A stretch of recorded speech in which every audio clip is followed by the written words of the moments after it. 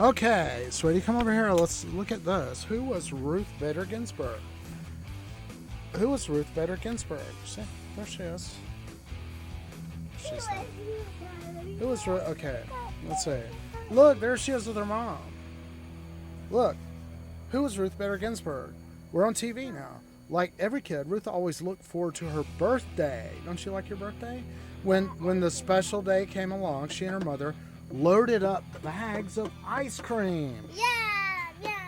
Then they brought the treats to the place where Ruth celebrated all her birthdays. It wasn't filled with balloons or wrapped presents. It was at a nearby orphanage, a home for children who didn't have parents. Sometimes Ruth wished for birthday parties like her friends had, but the smiles on the children always changed her mind. Life wasn't always easy for Ruth's family either. Her parents were hardworking immigrants. They rented an apartment in Brooklyn, New York. But Ruth's mother taught her to care for others who had even less. It made Ruth want to do something. When she grew up, there she is. See a picture of her. When she grew up, something to change people's lives. You want to draw on something? Yeah. Here, you need a pencil, don't you? Yeah. Got it? Okay, there you go. Okay, so go ahead and draw a picture of Ruth Ginsburg. No, I was Daddy here. Okay, draw what you want. Draw mommy and daddy or whatever you want. But how could a girl make a big difference? When Ruth was a child, girls faced lots of closed doors. Back then, there were policemen, mailmen, firemen, doctors, dentists, pilots, lawyers, soldiers. Nearly all of them were male. Nearly all were male. That's actually what's written here. All right. Ruth never dreamed that one day she'd beat the odds and become a lawyer. But who said so? Did she say that? Where's the quote? All right. But that's what she did, and it was just the beginning. Ruth was tiny, soft-spoken, and always polite. Yet when it came to standing up for people's rights, she was a warrior. She fought to change laws to give women an equal chance in society. One by one, she opened doors. Then she walked right through many of those open doors herself, all the way to the Supreme Court. Justice Ruth Bader Ginsburg became so famous that millions still know her just from her initials, RBG. Turn the page. Okay, what is the Supreme Court? What on earth is that? All right, not what it was. Now it's got Kavanaugh sitting on it. All right, what is the Supreme Court? The Supreme Court sits in Washington, D.C., our nation's capital. It's part of the judicial branch of government. The other two branches are the legislative branch, Congress, and the executive branch, which includes the goofball we call Trump. No, not anymore. Which includes the president. A group of 9 judges called justices sit on the court. There are no juries. The justices have the final say on matters of law in the United States. The Supreme Court in August 2020, from left to right, that's all you have here. What is it? Elena Kagan, Samuel A. Alito Jr., Ruth Bader Ginsburg, Brett M. Kavanaugh, John G. Roberts Jr., Chief Justice, Clarence Thomas, Stephen G. Breyer, Sonia Sotomayor, and Neil M. Gorsuch. I would not say Gorsuchs. Yeah. All right. When people say I would not say it, and then in the act of saying they wouldn't say it, they say it. Isn't that funny? Okay. The framers of the Constitution wanted the Supreme Court to be independent of politics, so justices are allowed to hold their jobs for life. They can't be removed for making unpopular decisions. The Supreme Court has a big job to do. It makes sure the Constitution is followed by Congress, the President, and all 50 states. Its decisions affect the lives of all Americans. All right. Chapter 1. An immigrant family. The future judge, known as Ruth Bader Ginsburg was born a frisky baby on March 15, 1933. Her birth name was Joan Ruth Bader. But as a baby, she kicked so much that her big sister Marilyn nicknamed her Kicky. Later, at school, she started going by her middle name because there were so many Joans in her class. Ruth was the name that stuck. Ruth means mercy. All right. Ruth grew up in Brooklyn, a bustling part of New York City. She lived with her parents, Nathan and Celia Bader, on the bottom floor of a two-family house. Their landlady lived right above them. Their block was filled with hardworking immigrant families like theirs. Ruth's shy, gentle father had been born in Ukraine near Russia. But the Ukrainians were cooperating with the Nazis, right? 12-1. So when for each killer of Jewish people of the German SS, I think the number of Ukrainians that were cooperating to exterminate Jews was something like 12. So they were very, very zealous about that. All right. Nathan was forbidden from going to school there in the Ukraine because Jews are not allowed to go to school, right? According to Ukrainians, right? All right. He was not allowed to go to school there because he was Jewish. In the United States, he went to night school to learn English, and become a citizen. Okay. Ruth's mother Celia was born in America just months after her family arrived from Poland. They were also fleeing because they were Jewish. Young Ruth learned early from her parents to treasure America's freedoms. Like the other fathers in the neighborhood, Nathan Bader left for work each morning. Nathan made a living selling fur hats and coats. But in the 1930s, during the Great Depression, most Americans were too broke to afford them. Nathan had to work late just to make ends meet. Celia stayed home to raise her two daughters.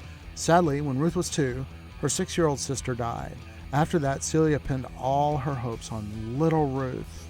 And there's a little drawing of her mother cooking at home and stuff. Everybody should buy this book. It's good. I like it so far. I can't testify to all the veracity of all detail. But here we go. Immigrants in New York City. Millions of immigrants flooded into the United States at the beginning of the 1900s. Terrible hardships, including religious prejudice, drove most immigrants to leave their homelands. About 1/3 of the newcomers stayed right in New York, where they first landed at Ellis Island. Where you gonna go? You got no money, All right. At that time, most mothers hoped their daughters would grow up to marry some Prince Charming. Not Celia. She believed in women's rights. As a young woman, she had marched in a parade to get women the right to vote. She raised her daughter to be independent. More than anything, she wanted Ruth to get a good education. Celia had been a brilliant student herself. She graduated from high school at age 15. She dreamed of going to college, but Celia's father thought college was wasted on a girl. So Celia took an office job instead. Every week, she handed over money to help her older brother attend college. Now, as a mother, she passed along a love of books and learning to her daughter. Ruth's earliest memory was of sitting on her mother's lap while Celia read to her. Ruth became a good student, like her mother. Sometimes, though, she felt a lot of pressure. One time, her report card showed a poor grade. Her mother looked so disappointed. Ruth made up her mind to get straight A's from then on, and she did. Maybe that's from a quote from her. Maybe she said that. That sounds like it might be true, but there's no footnote here that indicates how you know that happened. All right. Life wasn't all about studying, though. Not by any means. Outdoors, the kids on the block played in a pack. Jumping rope was the rage with girls then. Ruth could jump double dutch, quickly stepping in and out of 2 long ropes, swinging in opposite directions. Some days, she explored the neighborhood on her roller skates.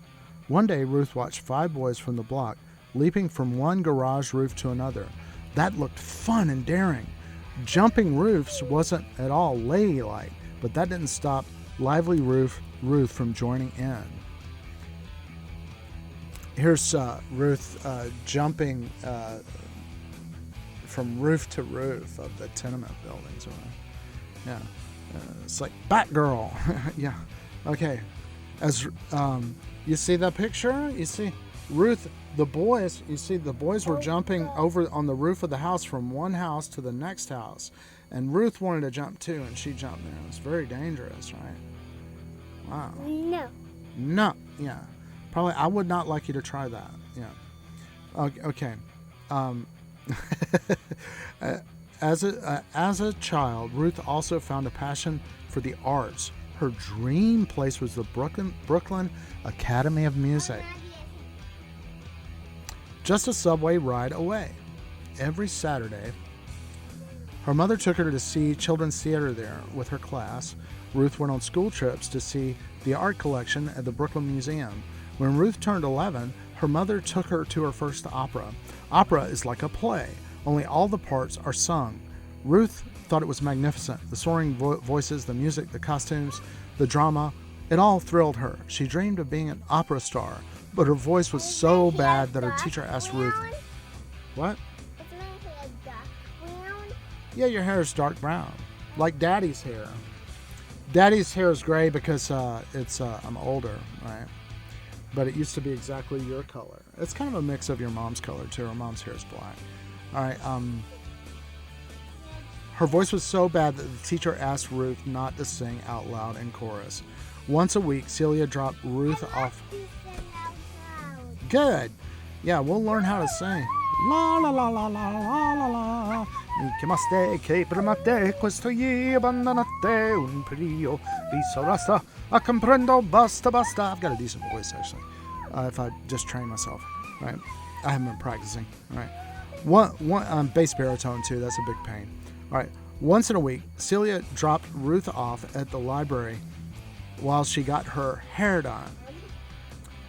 Ruth curled up in a chair and read stories of daring women. I knew it's going to be Amelia Earhart on the next page. All right. Her favorites were the Nancy Drew mysteries, starring a smart, independent girl detective. The real-life story of Amelia Earhart, a famous pilot, fired her imagination too. Right below the library was a Chinese restaurant. Delicious smells drifted up while Ruth lost herself in reading. From then on, the smells of soy sauce and egg rolls reminded Ruth of books. All right, in 1945, when Ruth was 12, World War II ended with Germany's defeat. Adolf Hitler's plan had been to rule all of Europe and wipe out the Jews. As a Jewish girl, Ruth was very aware that the Jews were being killed by Hitler's forces. Her own family was safe in America. Well, so you think. All right. Yet, even in the United States, there was prejudice. You bet, Bunny. On a trip to Pennsylvania, Ruth spotted a sign outside the hotel, "No dogs or Jews allowed." It read, many years later, when she was a judge, Ruth would tell the U.S. Senate about the sting of those words, "No dogs or Jews allowed." Hotel that says no Jews or dogs. Here's the picture of the sign.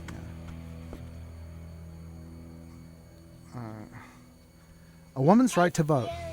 Look at that. For decades, women in the United States worked hard to win the right to vote. It wasn't until 1920 that an amendment or change to the United States Constitution made it a law that women would be allowed to vote. Since women make up more than half of the U.S. population today, their votes can determine the outcome of many elections. A terrible secret, Chapter 2. By the time Ruth got to high school, it was clear she'd always be small. She never grew past 5 feet tall or weighed more than 100 pounds. Yet Ruth aimed big. That was clear when she chose to play one of the largest instruments in the high school orchestra, the cello. James Madison High School was an enormous red brick schoolhouse 5 stories high. Even among her 800 classmates, Ruth stood out. She was soon earning straight A's. You would think she would have been super confident, but she worried over every test. There she is in her cheerleading outfit. Okay. As for team sports, Ruth couldn't play any because there weren't any teams for girls. Even cheerleaders at Madison High were boys. So after learning to twirl a baton, Ruth joined the Go-Getters Pep Club. Period. Okay, on football game nights, she and the other Go-Getters cheered and twirled for their school team. Title IX. Before 1972, public schools were not required to have sports for girls. Then Title IX was passed. In Roman numerals, 9 stands for 9. IX, I'm reading it. Okay. From then on, any education program that got money from the government had to provide equal sports opportunities for girls. Before Title IX, Follow me. I just follow me. what is it you're calling me?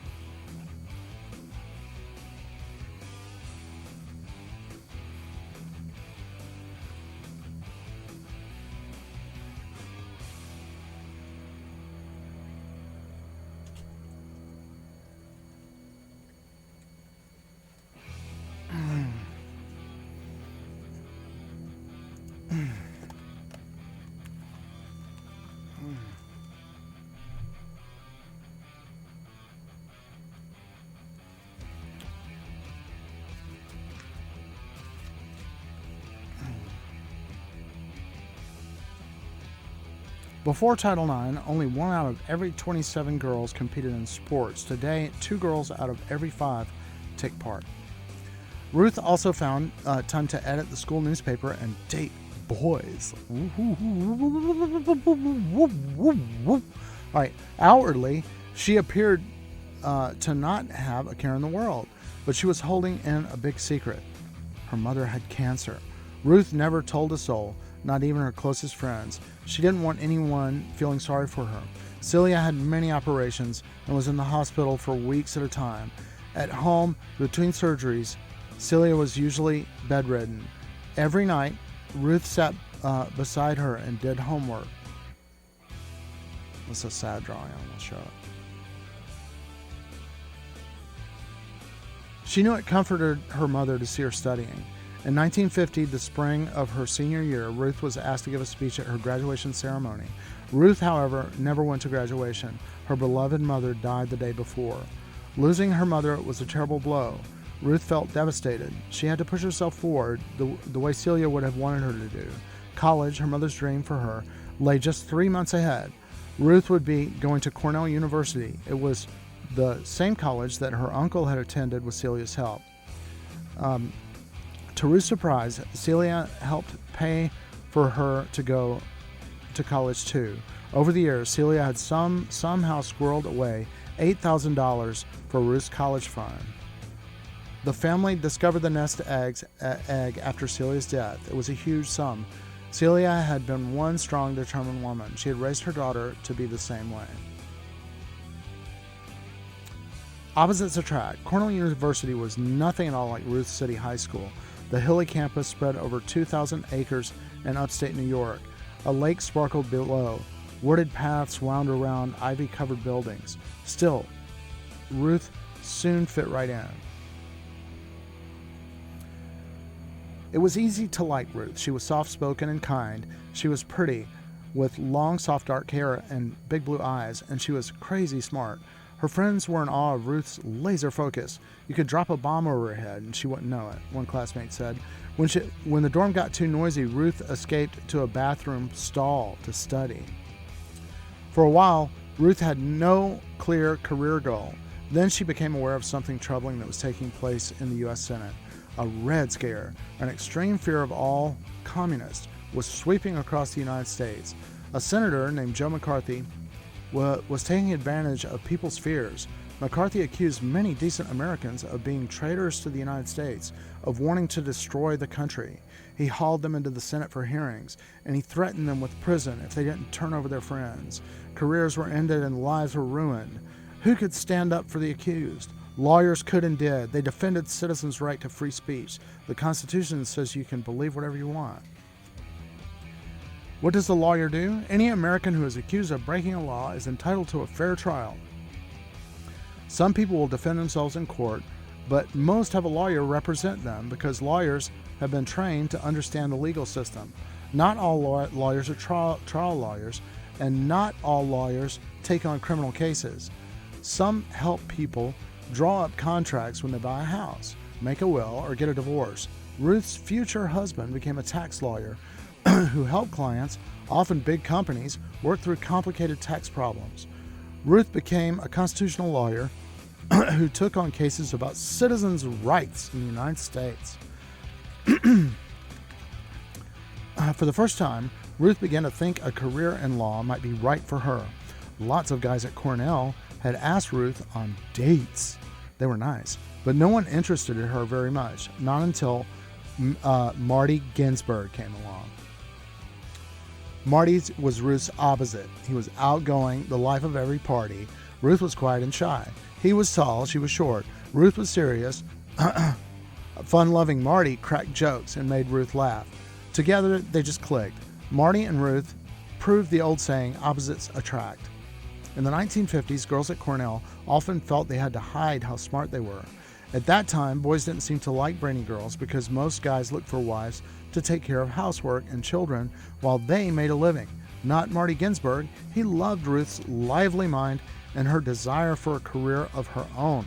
Marty was the first boy I ever knew who cared that I had a brain, said Ruth. Soon the two were talking about a future together, a future in which they would both be lawyers. But a lady lawyer? There were few in the 1950s. So what? Ruth made up her mind to go for it anyway. Aiming high, Marty and Ruth both applied to Harvard University. Harvard accepted them both. Since he was a year older, Marty started at Harvard while Ruth stayed to finish at Cornell. She graduated in 1954, number one among the female students. Just a few days later, she married her sweetheart. From then on, her name was Ruth Bader Ginsburg. Years later, Ruth would say, meeting Marty was by far the most fortunate thing that ever happened to me. As things turned out, law school had to wait a while for the Ginsburgs. The couple headed instead to an Army base in Oklahoma. Marty had been called on to serve 2 years at Fort Sill. Sharpshooting Marty liked teaching at the Army Artillery School, but Ruth had some trouble at her desk job at the Social Security office. One day, she told her boss she was pregnant. The news had overjoyed Ruth and Marty, but not her boss. He cut her salary and lowered her job rank. Bosses back then didn't think pregnant women belonged in the workplace. Schools and businesses often fired pregnant women on the spot. There were no laws to protect these women. For now, Ruth stayed quiet. That would certainly change later. A few months later, Ruth and Marty welcomed a baby daughter. They named her Jane. The new parents became pioneers in a new kind of family life. They shared family chores as equal partners, even though Marty worked full-time. He didn't expect Ruth to do all the parenting. After all, she worked too. Marty shopped, cleaned, and helped care for the baby. Plus, he took over the cooking. Period. I'm sorry, I thought it was a comma. Ruth couldn't cook a tasty dish no matter what. She's a bad cook. Okay. I need to say that somewhere. All right. No wonder he's cooking. All right. After 2 years in Oklahoma, it was time to leave and go to law school. But worries ate at Ruth. Jane was just a year old. other mothers at that time stayed home to raise their children. Maybe she should too, and give up her dream of becoming a lawyer. Her father-in-law helped Ruth decide. He told her it was perfectly fine if she wanted to stay home, but if her heart was set on law school, she should stop worrying and find a way to make it happen. That was wonderful advice that I followed all my life, Ruth later recalled. When a decision came up, she would ask herself, do I want this enough? If I do, then I could find a way. Chapter 4, Law School. Ruth didn't shine at everything she tried. She couldn't sing or cook, and she flunked her driver's test 5 times before passing. Road hog, Mr. Magoo. All right. But at law, Ruth proved to be a natural. Soon she stood out in her class as a star student. That wasn't the only reason she stood out at Harvard Law School in 1956. It's also because she was female. There were only 9 women in her class of more than 500 men. Wow, 9 to 500. None of the teachers were female. Harvard Law had only started accepting women students a few years earlier. The large classroom building still had no women's bathroom. Ruth sometimes had to make a mad dash for a makeshift restroom a block away. Being the only girl in a class was hard, especially for shy Ruth. She felt like she was always on display. Even worse, she was afraid of giving a wrong answer that might make men think women were unfit to become lawyers. Tense. Almost all of Ruth's classmates, men and women, were single. They had nothing else to do but study day and night. Ruth had a toddler at home to care for. Even with Marty's help, she couldn't afford to waste a minute of time. This was her routine. 8:30 a.m., leave for school when the nanny came. Attend classes and study all day. 4 p.m., return home for baby time, change diapers, read storybooks to Jane, and play silly games. 7 p.m., put Jane to bed, then hit the books.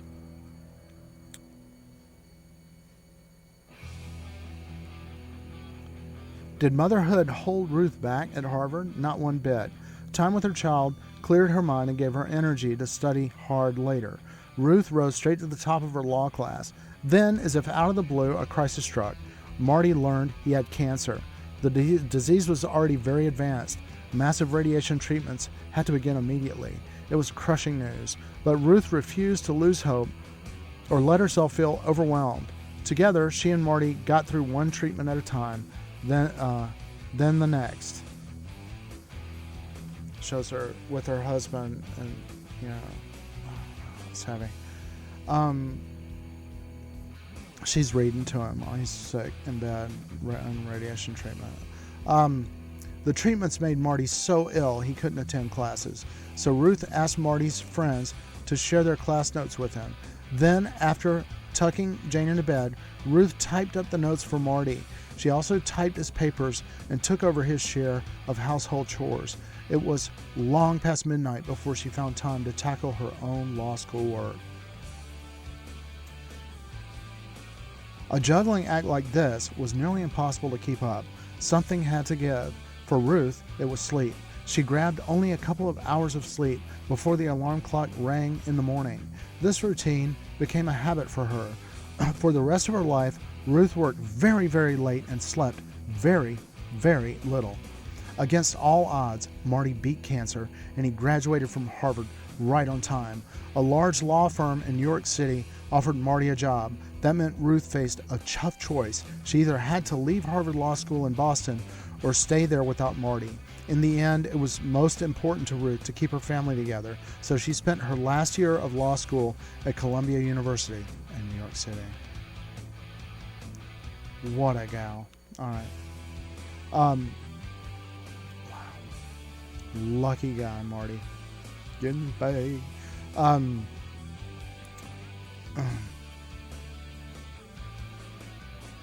always wondered if, it's like Trachtenberg is like the hill of thinkers, right?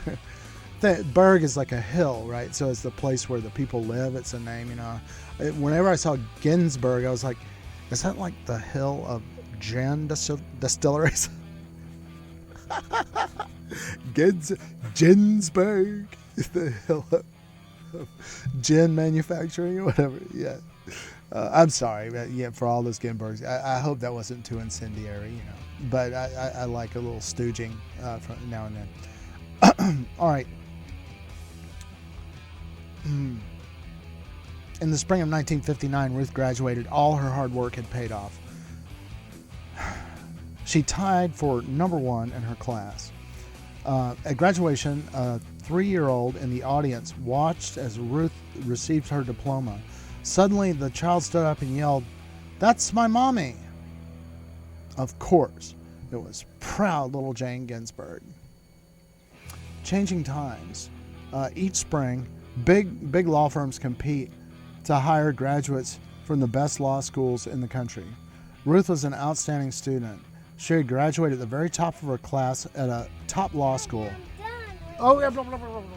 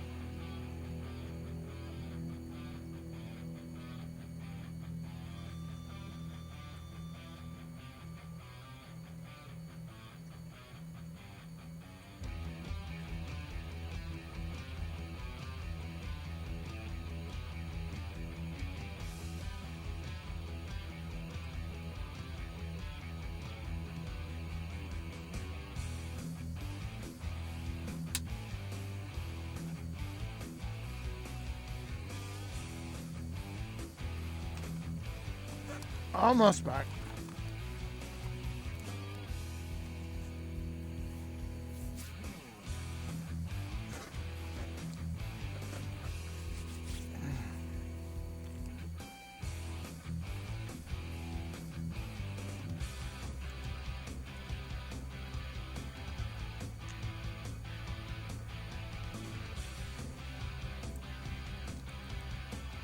I was having trouble with my chat refreshing earlier.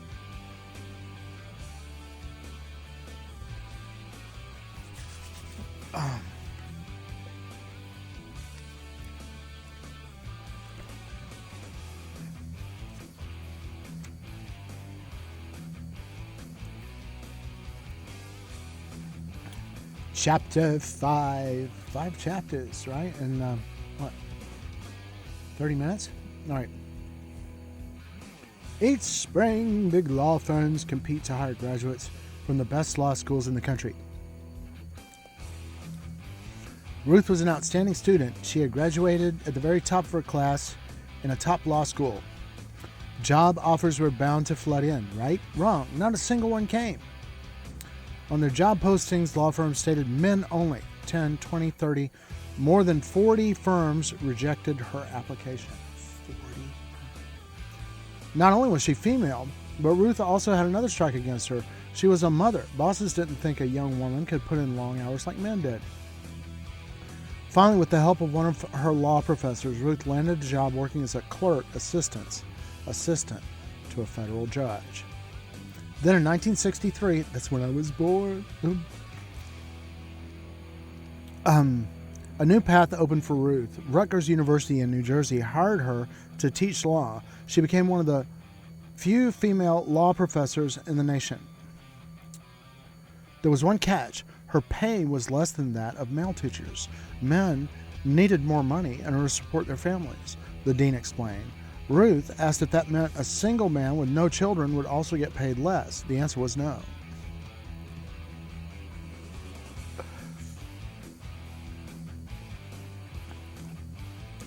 To Ruth, that didn't make sense.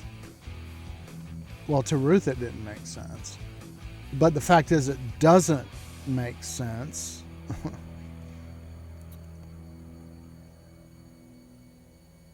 But, you know, it makes sense if you're trying to screw people over. Yeah. Or, you know, you're trying to use the disadvantage, the reproductive disadvantage, as an instrument of control. Which is, you know, I've had some discussions, some ideological discussions with men that are like, yeah, all these women's right things that are destroying the American family, you know, because how are you going to keep them barefoot and pregnant if they have all these rights, right? The idea is just that you just, if they say they want something, you can just get them pregnant and they'll neutralize them. I've had guys, you know, explain that to me. That's why we need a conservative country, right? You know, because our families are being destroyed by women's rights, right? How are you going to keep your women in line if you can't do that? Barefoot and pregnant. Google it. Barefoot and pregnant. I think there's a Wikipedia article maybe about you can read about it. It's a real thing, you know. And I've had men close to me say, you know, explain it very, very clearly and carefully. My mom's first husband actually said it to her face. All right. After he gave her 4 children.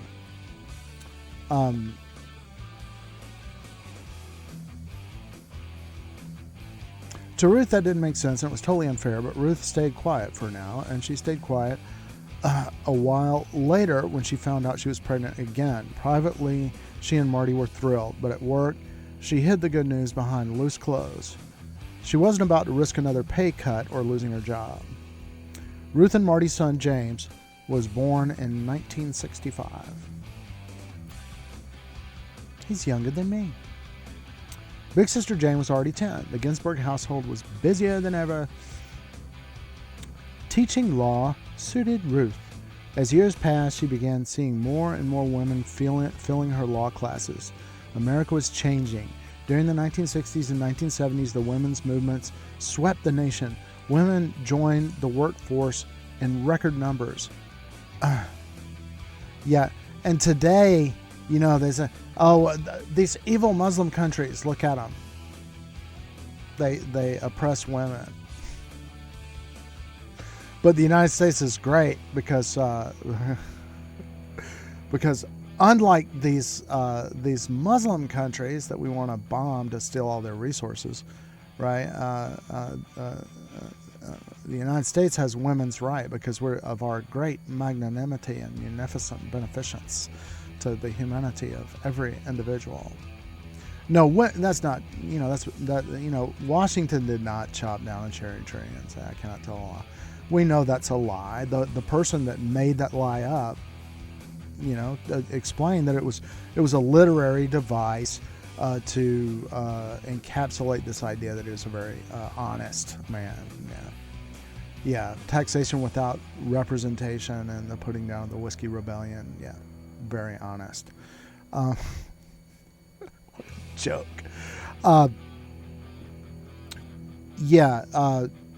Don't buy into that thing of like, oh, you need to rush over and join the military and go kill all these Muslim women and children at machine gun nest checkpoints because of they don't respect women's rights.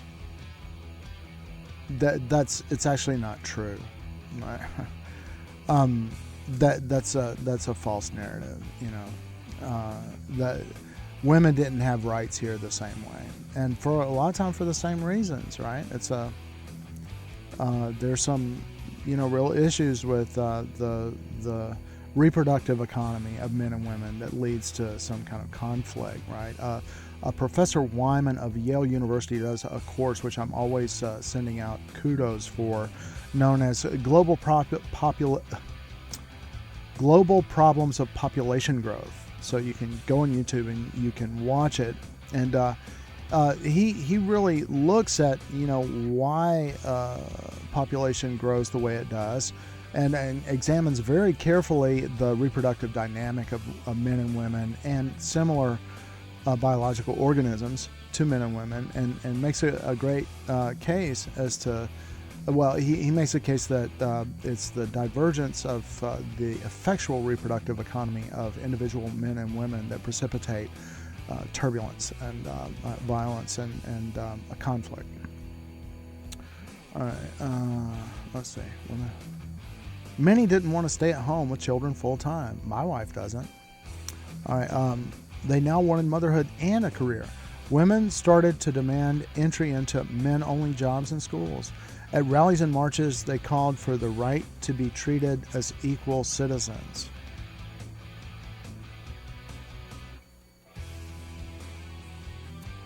Ruth's generation had accepted the way things were, but now Ruth got ready to fight too. Only not in marches or at sit-ins. She was ready to fight in the courtroom. Many laws across the country treated women unfairly. Ruth understood that even if a society was changing, old-fashioned laws still held women back. In many states, women couldn't get a credit card a woman couldn't get a credit card in her own name, nor could she go to a bank and apply for a loan on her own. She needed her husband's permission. Some state laws said it was a husband's right to choose where the family lived. Women were shut out of countless jobs everywhere, and when they did get jobs, they were often paid less or fired for being pregnant. Ruth knew firsthand how it felt to be treated unfairly. Now, as a lawyer, she had the power and skills to fight for equal rights in court.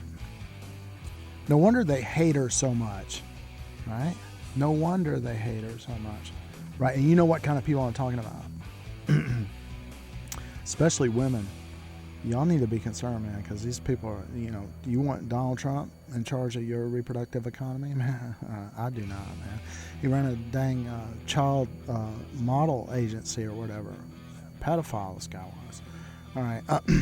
That's, it's like, it's so obvious that he was because,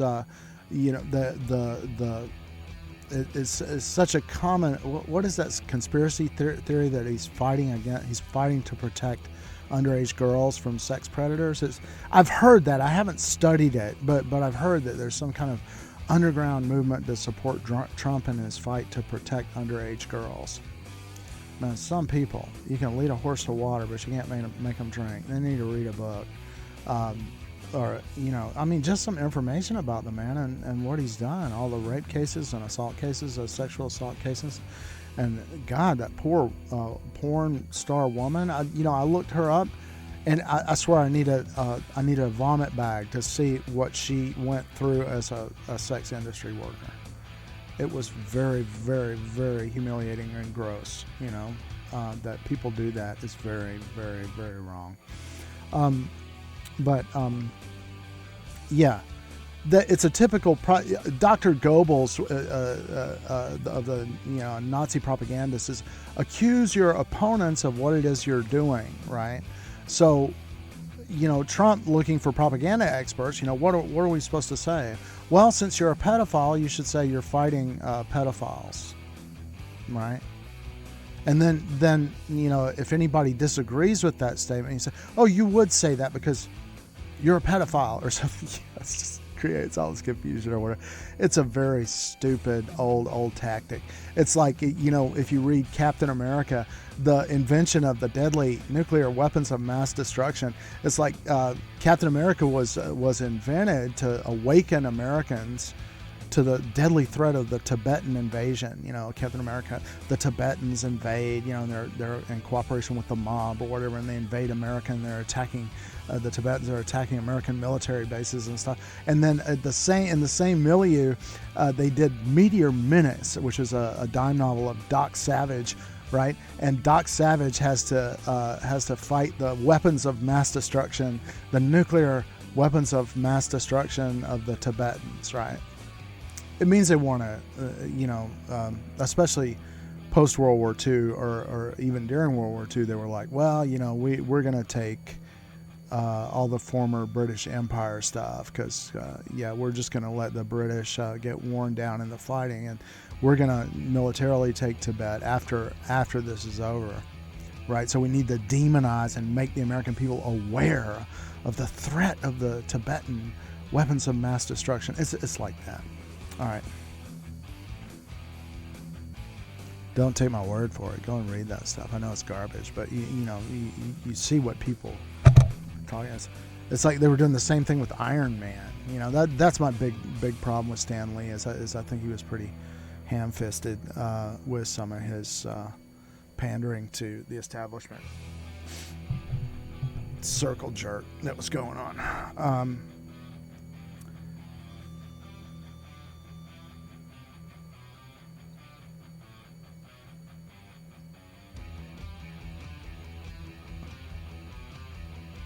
All right. Ruth knew firsthand how it felt to be treated unfairly. Now, as a lawyer, she had the power and skills to fight for equal rights in court. First, she started her own school. I want to do that. Start my own school. Ruth helped female professors at Rutgers file a lawsuit for equal pay. They won. Next, she signed on as a volunteer lawyer at the American Civil Liberties Union, the ACLU.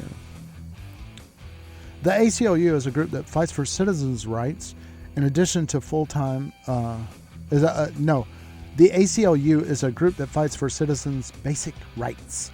In addition to full-time teaching, Ruth now started to defend clients and go to court. She did it all for free. Right? What Ruth wanted to was to, quote, do something to make a difference in society. Right? Judaism. Right? All right. The good of it, There's bad to it too, but that's the good of the Jewish faith. All right. Meanwhile, in the busy Ginsburg home, Ruth and Marty continued living on equal terms. Growing up, I didn't know that it was unusual for both parents to have careers, James said later. Jimmy. People would always ask me what my dad did, and I always wondered why people didn't ask me about my mom. As to whether Ruth was a devoted mother, James said, grinning, Mom was always there when I wanted her to be, and even when I didn't. Chapter 6, Landmark Cases.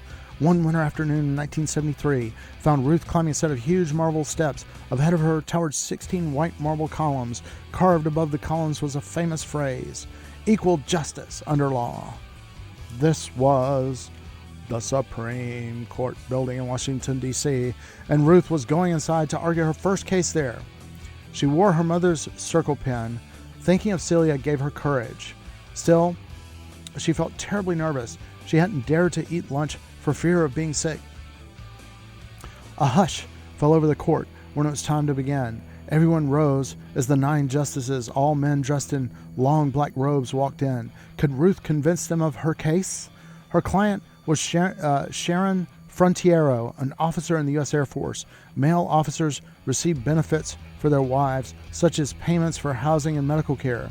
However, the Air Force would not give Frontiero's husband the same benefits. Why? Simply because the lieutenant was female. Ruth's voice wobbled a bit when she first addressed the justices, but it grew steady and firm as she launched into her argument. Ruth told the court that women, not just men, were now breadwinners. A woman's paycheck and benefits were just as important as a man's. It was time for the law to catch up to society. And there she is. Yeah. Lo, Jim Gain. All right. Usually the justices interrupted lawyers with questions. This time the bench stayed quiet. The justices were just glued to her, said a lawyer who was present. I don't think they were expecting the sheer force of her argument. Ruth ended with a quotation. The words were first spoken way back in 1837 by a woman named Sarah Grimke. The quote showed how long American women had fought for equality. I ask no favor for my sex. All I ask of our brethren is that they take their feet off our necks.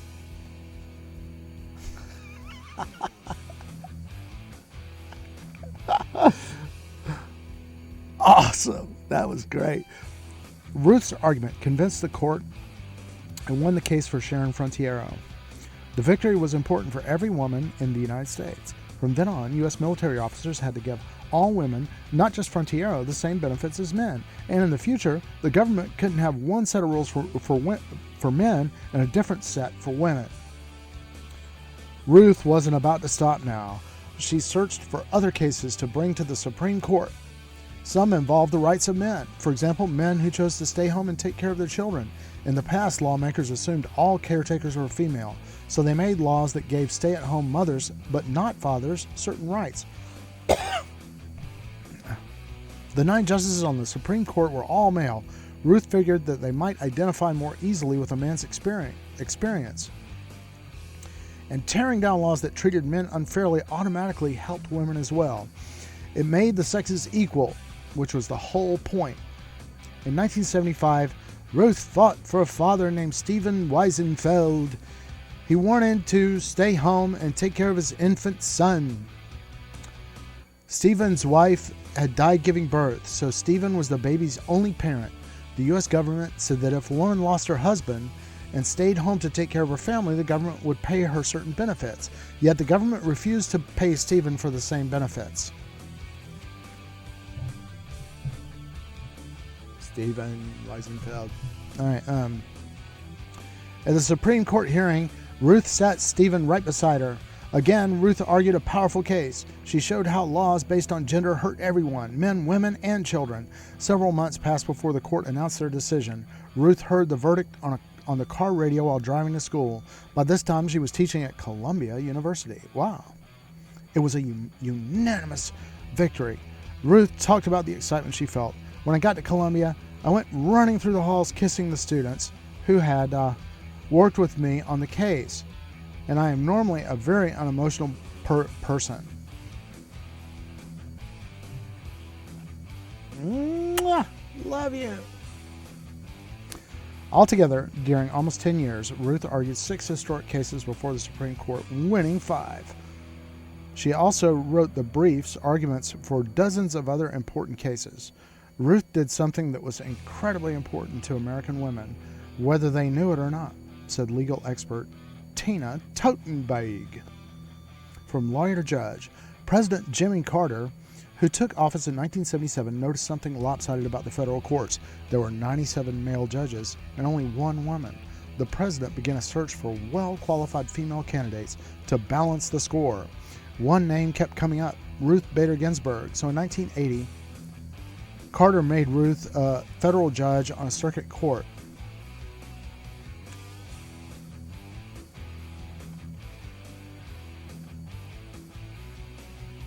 Not in New York, not in New York, in Washington, D.C. What an honor for Ruth. Her life changed in major ways. Ruth had to stop teaching, and she could no longer argue cases as a lawyer. Instead, she would sit on the judge's bench in front of lawyers and rule on their cases. Her personal opinions wouldn't matter anymore. To be fair and just, a judge must decide cases based on facts alone. We do not decide halakhic principle on the basis of a tree. We do not decide halakhic principles on the basis of a stream. We do not decide halakhic principles based on a divine voice. For you have said on Mount Sinai, it is not in heaven. What is that? That's the stove of Ashkenazi thing, right? Okay,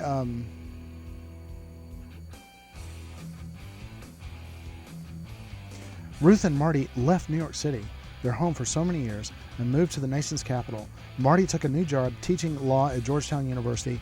At cocktail parties that the Ginsburgs attended, guests automatically reached to shake Marty's hand when the host introduced Judge Ginsburg. Marty had to explain that his wife, not he, was the judge. Did Marty feel jealous? Did he mind leaving his old job and following Ruth to D.C.? Not one bit. I have been supporting my wife since the beginning of time. Right? When God began creating man, he was supporting her. Right? Yeah, that's a great husband. All right. And she was, and she has been supportive of me, Marty said. It's not sacrifice, it's family. Marty was as confident as ever about his role. In a well-known photo, he posed in his chef's apron beside his wife, who wore a judicial robe. That's a drawing, I guess, of the photo of Marty in his kitchen attire. With this little towel.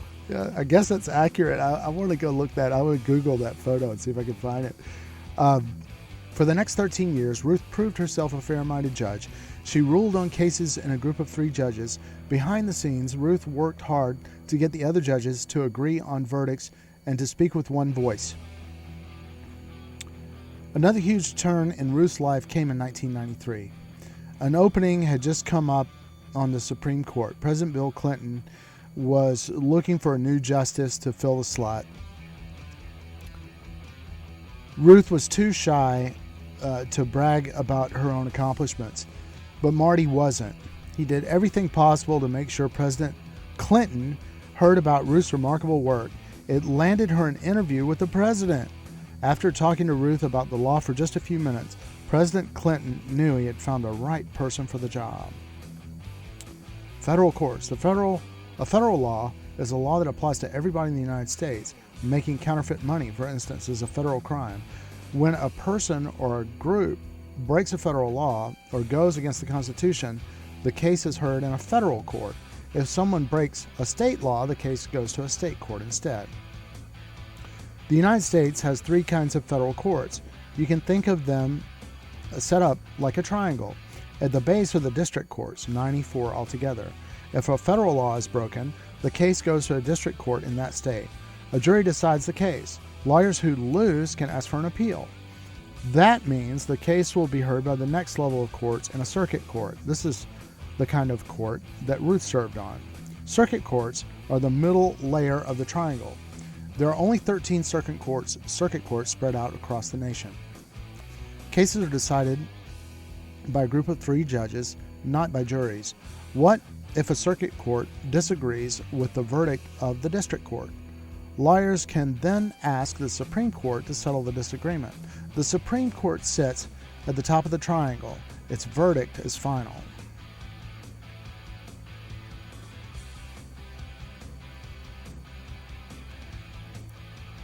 It was nearly midnight that night when Ruth got a call. President Clinton was on the phone. He told Ruth the extraordinary news. She was his choice to become the next justice on the Supreme Court of the United States. This is the greatest honor any American lawyer or judge can receive. The next day, in front of news cameras at the White House Rose Garden, President Clinton introduced Ruth to the world. He praised her as a path-breaking attorney, one of our nation's best judges, and a person of immense character. Then a beaming Ruth stepped up to the microphone. Her eyes sparkled behind violet-tinted glasses. A silk scarf tied back her usual neat ponytail, and her mother's pin, the one she'd worn to every Supreme Court hearing, shone on her jacket. Ruth thanked several people, especially Marty, my best friend and biggest booster. In closing, she thanked her mother, the bravest and strongest person I've ever known. I pray that I may be all that she would have been had she lived in an age when women could aspire and achieve. Oh, I'm getting choked up. Okay. And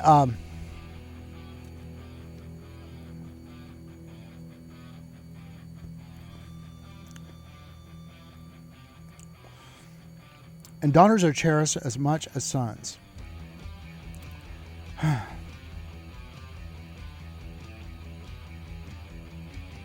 Okay, I pray that I may be all that she ever would have been if she had lived in an age when women could aspire and achieve, and daughters are cherished as much as sons. Okay, I made it. All right, moved by her words, the president wiped a chair from his cheek. Oh, yeah, he wiped a chair from his cheek, too. I got one. Yeah. All right. One more hurdle lay ahead before Ruth could take her place on the bench. The Senate still had to confirm her nomination. 4 days of grilling followed. Ruth appeared calm and confident. She answered the senator's questions openly and honestly, even on thorny topics. I hope my answers please the Senate, she said, but in the end, I am what I am. Ruth also talked openly about her life. She told the senator she was a Brooklyn native, born and bred. She related her parents' immigrant past, and she described the hurt of seeing the anti-Jewish sign at the one at the hotel, no dogs or Jews allowed. Terrible. Grateful for the United States' freedom, she said, what has happened to me could happen only in America.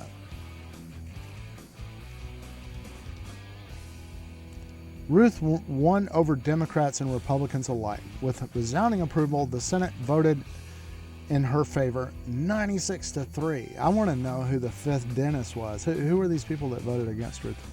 All right. On August 10, 1993, President Clinton swore in Ruth as a Supreme Court justice. Marty held the Bible for Ruth as she gave her oath to support and defend the Constitution of the United States. Okay, the Bible says not to swear. Yeah, or, Jesus in the Sermon on the Mount says, yeah, you're not supposed to swear. So you sort of affirming, this is something, I'm sorry, it's a special moment for a lot of people, but it's almost like in the United States, to lay your hand on the Bible and swear on the Bible, right, is really breaking Jesus' heart, right? If he said that, he said, never swear, ever.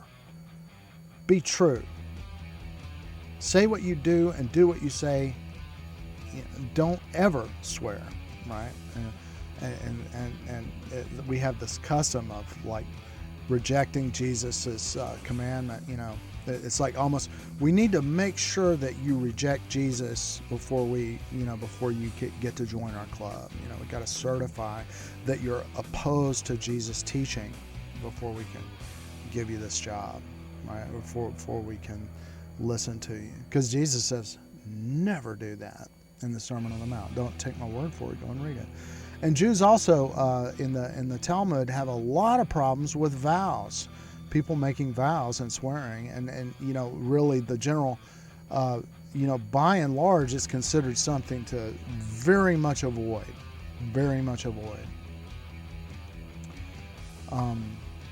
I did it when I was signing in to the military, and I had to I would have had to lie if I said, well, it said there was I was signing into Army Rangers. I had, qualified for jump school at Fort Benning, and I was signing my papers, and there was this one question that said, are there any circumstances whatsoever under which you would feel in any way whatsoever restrained from the taking of human life?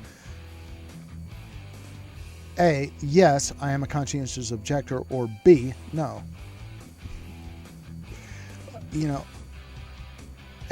In my view, it's a big to solemnly swear. It's a big deal. It's the way I was brought up. There's a lot riding on that, right? So, I checked A. I guess I'm going to be digging latrines or whatever in the Army or whatever is what I thought. No, they rejected me. We don't want you. The drill instructor was like, man, stay in ROTC.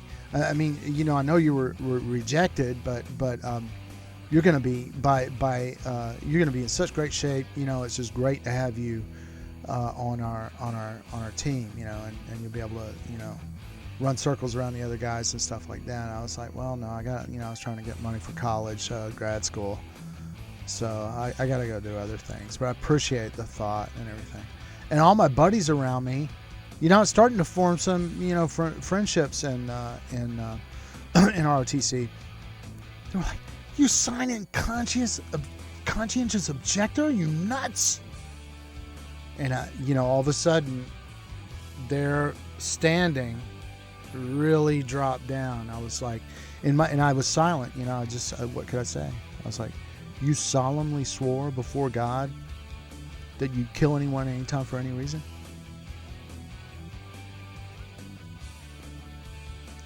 I'm very disappointed. Because it's actually illegal,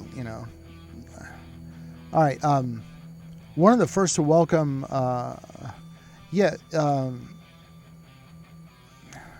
law. People write it. It's on paper. Yeah. I think it's James Madison that called law a parchment barrier. All right. One of the first to welcome Ruth to the bench was Sandra Day O'Connor, the first woman to ever serve on the Supreme Court. O'Connor was overjoyed to have a sister-in-law. I should read the life story of Sandra Day O'Connor. All right. Oyez, Chapter 8.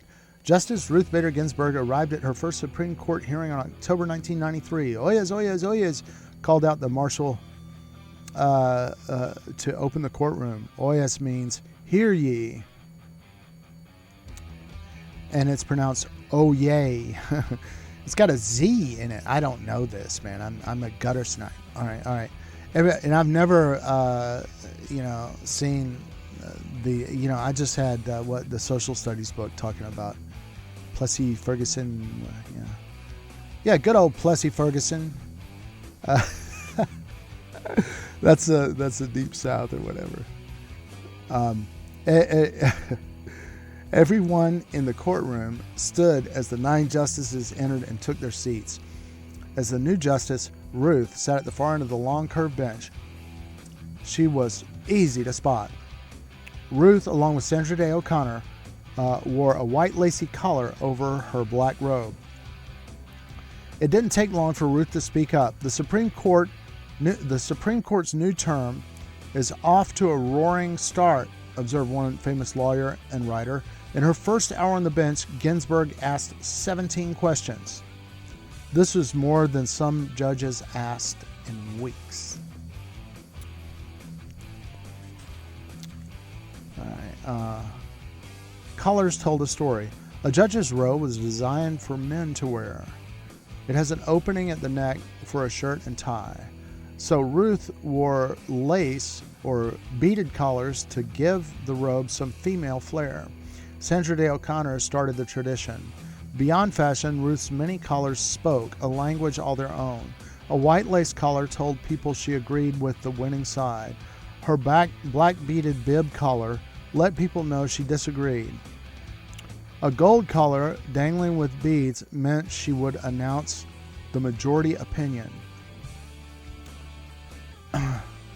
Ruth loved her job. I think I have the best job in the world for a lawyer, she said, but the workload was fierce. A team of 4 young clerks and 2 secretaries helped out. Some of her staff juggled work and caring for young kids at home, just as Ruth used to do.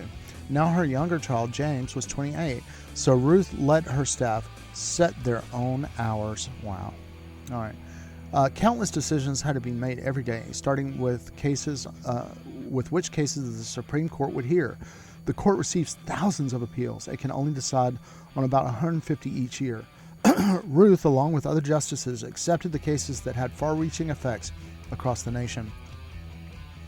In 1996, a case came to the court that had special meaning for Ruth. A famous military school, Virginia Military Institute, the VMI, wanted to remain all-male. They said female students would destroy the school. Ruth disagreed. If a young woman could handle VMI's tough program, she should get the chance, Ruth believed. The majority of justices agreed with Ruth. Because of her long history in women's rights, she had the honor of reading the court's opinion from the bench. An opinion is the court's verdict. It was one of her proudest moments. The 9 justices on the court formed a close-knit family. Their unique job brought them together for a lifetime, or until one or another retired. Sometimes they disagreed sharply. Ruth never responded in anger. That just wasted time and energy. She knew differences of opinion were bound to happen on the court. After all, it was complicated to interpret the U.S. Constitution. It was written in 1787. When many modern issues were unheard of. Minority rights, the environment, and unions are just a few. Once Ruth decided on a case, she had to get at least 4 other judges to agree with her. The majority rules on the court. 5 out of 9 justices have to agree in order for a case to win. Strong opinions didn't stop justices from getting along.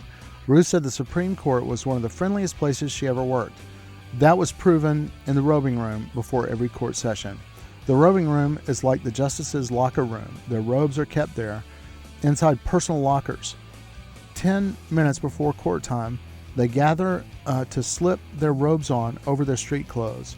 Then a special ritual takes place. It started back in the 1800s. Every justice goes around the room, shaking hands with the other 8.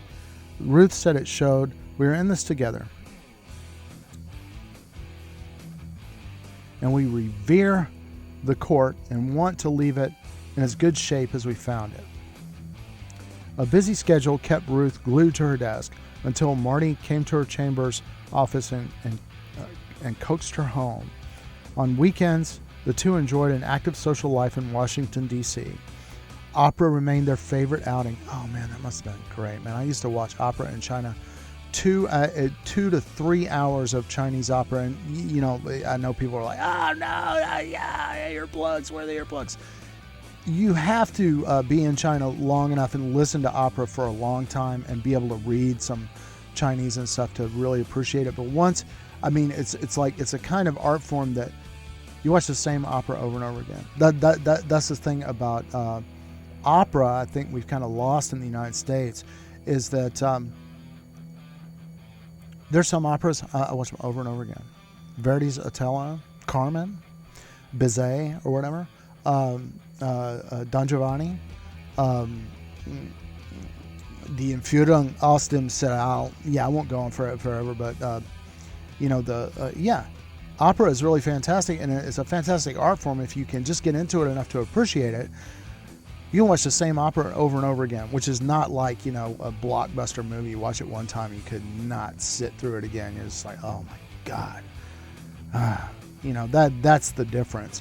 But you gotta have a little bit of growth to be able to appreciate it. So I never could have afforded to see so many operas in the United States. It's just financially out of my reach. But when I was in Chongqing, China, which was Deng Xiaoping's kind of hometown, opera was getting a foothold. It was getting reestablished. And it was a vehicle, and during the Yuan dynasty, under the Mongol rule, it was a vehicle for dissidents. It was a way that people could make political statements, right? Is through opera, and make statements about society and stuff like that. And so after the big red era, whatever, when the reform started and Deng Xiaoping came back, or Deng Xiaoping made his hometown a special economic zone, the opera came back. I don't know all the details of it, but I know when I was there, I could go every Friday and watch Chinese opera for 2 to 3 hours for just a few bucks, right? And boy, I was there.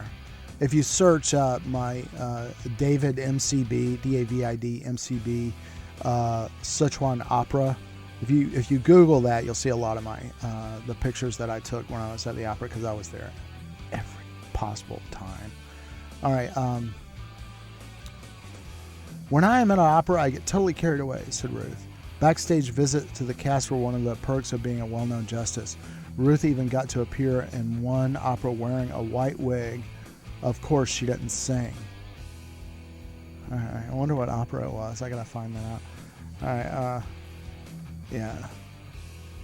Misero attendi se vuoi amore. Da, da, da.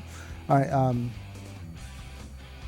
non si pasce di cibo mortale, chi si pasce di cibo celeste. Altre curi più gravi di queste altra drama qua giù guido. All right, away from opera, it's just, I have ADHD, so my mind is exploding with all this German and Italian text right now. So, all right, let me pull back in here and see if I can finish this book. Vacation still sometimes brought out Ruth's daredevil side. She parasailed in southern France, whitewater rafted down the rushing Colorado River, and water skied every chance she got. Ruth didn't do anything halfway, whether it was work or play. Chapter 9, I Dissent. In 2013, Ruth had already served on the Supreme Court for 20 years, but it wasn't until that year that her fame exploded. It started with a court session on June 25th. 2013 wore her black beaded collar to court that day. It had a special meaning. Chief Justice John Roberts read aloud an opinion agreed upon by 5 justices, a majority. It stripped away parts of the Voting Rights Act. Congress had passed the Voting Rights Act nearly 50 years earlier to make sure that minorities got to cast their votes. This was especially important in states where there had been a long history of preventing certain people from voting. But Chief Justice Roberts said, "Our country has changed. According to the court's majority opinion, the protections of the past were no longer necessary." I dissent, said Ruth when the Chief Justice finished. To dissent means to strongly disagree with an opinion.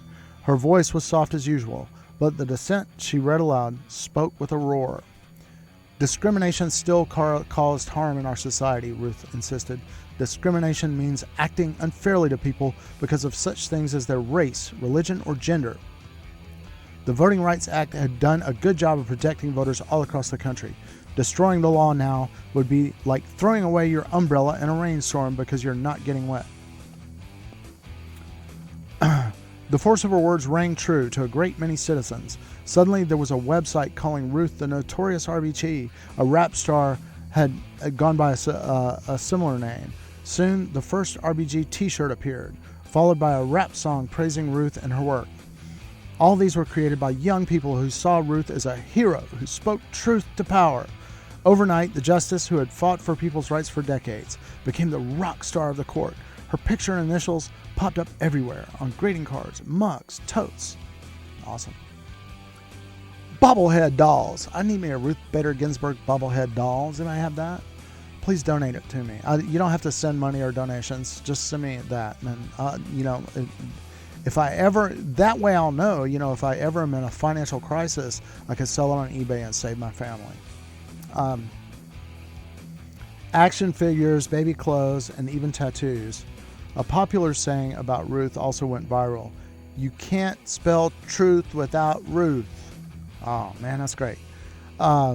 Ruth had never sought fame. Now, she good-naturedly accepted being a pop culture hero. I'm 84 years old and everyone wants to take a picture with me, she said, laughing. The best part was seeing young people use the power of the internet to make worthwhile social change. Usually, Ruth agreed with the majority of the justice. We are unanimous, much more often than we divide 5 to 4, she would point out. Still, she was not afraid to dissent if she believed the majority was wrong. Her dissents had power. The written record of her words can influence future courts. The voting public listens too. Citizens can vote for changes that Ruth had urged.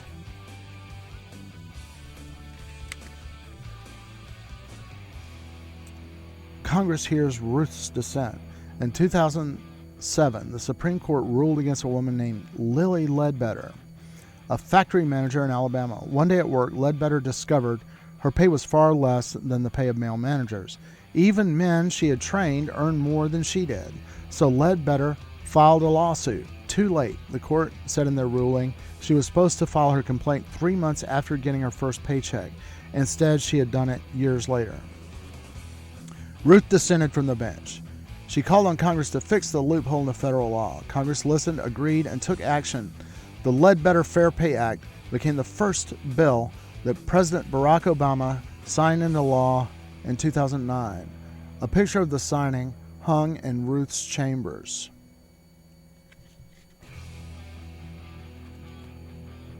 Was it hard on Ruth when the court overruled something very important to her? I'm dejected, but only momentarily, she said. But then you go on to the next challenge and you give it your all. Yeah, just try your best, folks. Yeah. You know that these important issues are not going to go away. They're going to come back again and again. There'll be another time, another day. In 2018, Ruth celebrated her 25 remarkable years on the Supreme Court. She was 85 years old. Was Ruth ready to retire? Not at all. She could still pull all-nighters when work piled up. What was her secret for keeping in fighting shape? Workouts with her trainer of 20 years, Bryant Johnson. His nickname for the justice was Tan, tough as nails. Ruth's rigorous routine included 20 push-ups, knees off the floor, solid planks, and pumping iron. Classical music or the evening news would play in the background. Oh, God, the evening news. My God. All right. Countless honors and awards came Ruth's way. One of her favorites was an honorary degree from Harvard Law School, the degree she missed out on when she moved to New York. At the ceremony, the famous opera tenor Placido Domingo suddenly began to serenade her. The memory was a glorious high point. Placido disappointed me. It's come out, you know, that he took advantage of his position with women, you know. But man, he was like, man, when I, for me, when I, and a lot of times, unfortunately, I do not express love or have the opportunity to express deep love in words to the person that I love, just because of this world that we live in and the way things are and everything like that. But you know, Placido Domingo's renditions, you know, they're written that expression in my heart. The two, now one guy, you know, I do put it into words, is Pablo Neruda of I guess he's Argentinian, right? Or is he Chilean? I forget. But Pinochet, Chilean, I think. But I haven't read his work in a long time. But a lot of times when I'm like, if I'm in a letter writing romance, you know, with a girl, and I care, I really care, and I want to express a deep feeling for her, Pablo Neruda's poems is what I would share. All right, in 2018, a popular documentary movie about Ruth's life, RBG, was shown at theaters nationwide. It was followed by a film about her pioneering legal work for women's rights called On the Basis of Sex. Wow, got sex in the title. That'll get people to go. All right, in 2010, Ruth lost her beloved husband, Marty, to cancer. He had been her best friend for 56 happy years. Her family life remained full and active with her grown kids and 4 grandchildren, following in her mother's footsteps. Isn't that wonderful? Okay, Jane attended Harvard Law School and went on to, you remember Jane? Yeah. and went on to teach at Columbia University. James ran a classical music company in Chicago. Ruth's grandkids warmly called their famous grandmother Bubby. I don't know if you say it Bubby or Booby, right? I always say Bubby because I don't like to say Booby because that means something different. So I've always said Bubby. All right.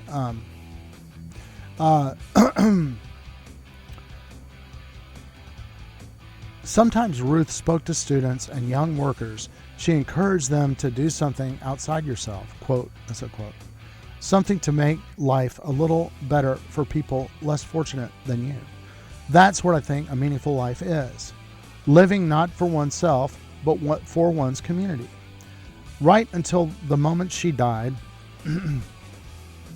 from cancer on September 18, 2020, that was exactly the kind of life Ruth Bader Ginsburg had always led.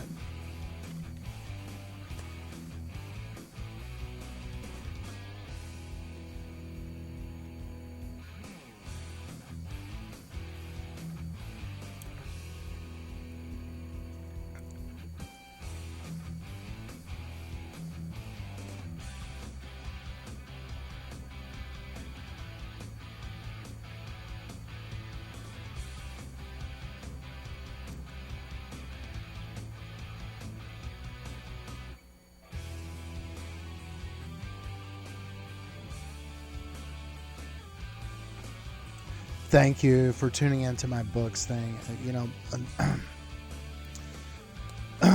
And we'll see you next time on Macarena, or maybe I'll play some guitar later on. But thanks for tuning in, and I hope you enjoyed it. And till next time, it's not going to be next time. Like and subscribe YouTube channel, The Real Mystic Mask, and support me some kind of way because it's hard to keep this going. But I'm going to do my best. Now I got to go look after my daughter. Have my nice hour-and-a-half reading break. I encourage everybody to do the same. Read an hour-and-a-half a day, right? Read with your voice. Read out loud, right? That's good for you. Until next